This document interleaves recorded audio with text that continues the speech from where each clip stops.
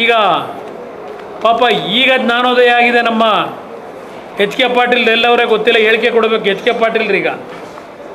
ಈಗ ಜ್ಞಾನೋದಯ ಆಗಿದೆ H K ಪಾಟೀಲ್ರು ಸಹ ಇದಕ್ಕೆ ಒಪ್ಪಿಗೆ ಕೊಟ್ಟವರೇನೋ ಗೊತ್ತಿಲ್ಲ ಈಗ ನನಗೆ. ಇಲ್ಲಪ್ಪ ಅದು ಇದು ಟೈಮ್ಸ್ ಆಫ್ ಇಂಡಿಯಲ್ಲಿ ನೋಡಿ,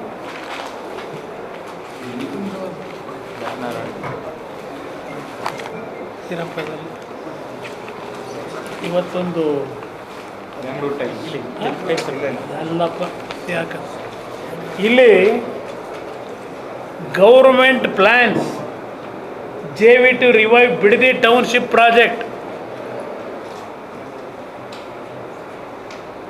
ಇವತ್ತು ಜ್ಞಾನೋದಯ ಆಗಿದೆ 19 ವರ್ಷ ಆದಮೇಲೆ. 2006-7 ಅವತ್ತು ನಾನು ಟೌನ್ಶಿಪ್ಪನ್ನು ಸ್ಯಾಟಲೈಟ್ ಟೌನ್ ಮಾಡಲಿಕ್ಕೆ ಅಂತೇಳಿ 5 ಜಾಗಗಳನ್ನು ಗುರುತಿಸಿದೆ ತೆಗೆದುಕೊಂಡಂಥ ನಿರ್ಧಾರ. ಇದೇ ಎಚ್ ಕೆ ಪಾಟೀಲ್ ಉಗ್ರಪ್ಪನವ್ರ ನೇತೃತ್ವದಲ್ಲಿ ಒಂದು ಸತ್ಯ ಶೋಧನಾ ಸಮಿತಿ ಮಾಡಿದ್ರು. ಸತ್ಯ ಶೋಧನಾ ಸಮಿತಿ ಅವತ್ತು ಟೆಂಡರ್ನಲ್ಲಿ ಒಬ್ಬರು ಪಾರ್ಟಿಸಿಪೇಟ್ ಮಾಡಿ 400 ಕೋಟಿ ಹಣ ಡೆಪಾಸಿಟ್ ಮಾಡಿದರು ಈ ಕಾರ್ಯಕ್ರಮಕ್ಕೆ 2006-7. ಈಗ ಟೌನ್ಶಿಪ್ ಬಗ್ಗೆ ಜ್ಞಾನೋದಯ ಆಗಿದೆ. ಪಾಪ ಬೆಂಗಳೂರು ನಗರದಲ್ಲಿ ಈಗ ಒತ್ತಡ ಏನಿದೆ ಅದನ್ನು ಸರಿಪಡಿಸೋಕ್ಕೆ ಈಗ ಹೇಳಿದ್ದಾರೆ. ನಂದಿಗುಡಿ, ಸೋಲೂರು ಇವೆಲ್ಲ ಈಗ ಜ್ಞಾನೋದಯ ಆಗಿದೆ.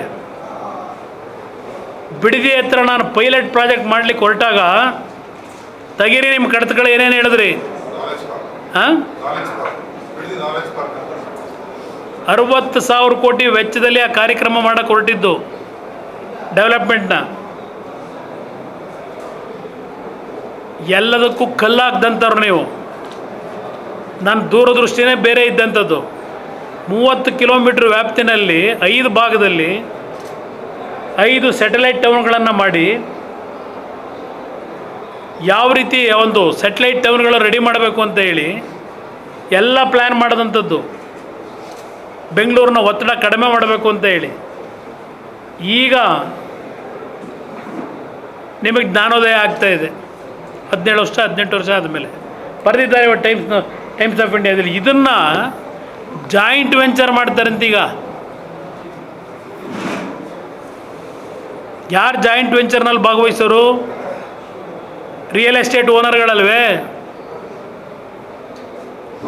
ಯಾರಿಗೆ ಭೂಮಿ ಕೊಡೋದಕ್ಕಿದು? ಯಾವ ಟೌನ್ಶಿಪ್ ಮಾಡೋಕ್ಕೆ?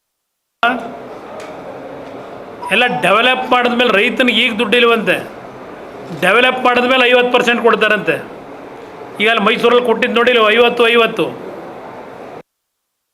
50 ಮೈಸೂರಲ್ಲಿ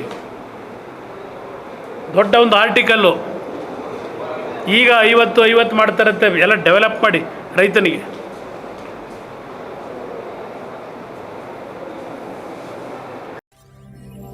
ವಿಶ್ವ ಪ್ಲಸ್, ಜನಹಿತಕ್ಕಿದು ಜ್ಞಾನದ ಜಾಲ.